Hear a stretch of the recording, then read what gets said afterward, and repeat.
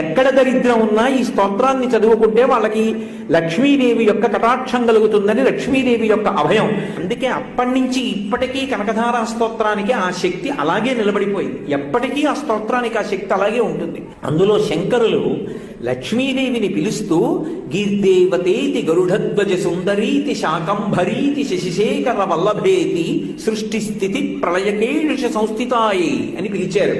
అమ్మ, నువ్వు గిర్దేవతేతి, బ్రహ్మశక్తి అయిన సరస్వతి నువ్వే. గరుడధ్వజ సుందరీతి, గరుత్మంత వాహనం మీద వెళ్ళేటటువంటి శ్రీ మహావిష్ణువు యొక్క శక్తివి నువ్వే. శాకంభరీతి శశిశేఖర వల్లభేతి, శుక్లపక్ష తదియ నాడు ఉండేటటువంటి చంద్రరేఖని కిరీటమునందు అలంకరించుకున్న పరమశివుని యొక్క శక్తి అయినటువంటి రుద్రానివి నువ్వే. ఇప్పుడు సృష్టి శక్తి, స్థితి శక్తి, లయశక్తి మూడు చెప్పారుగా. మళ్ళీ ఇప్పుడు శాకంభరీతి అన్న మాట శంకరాచార్యుల వారు వాడటం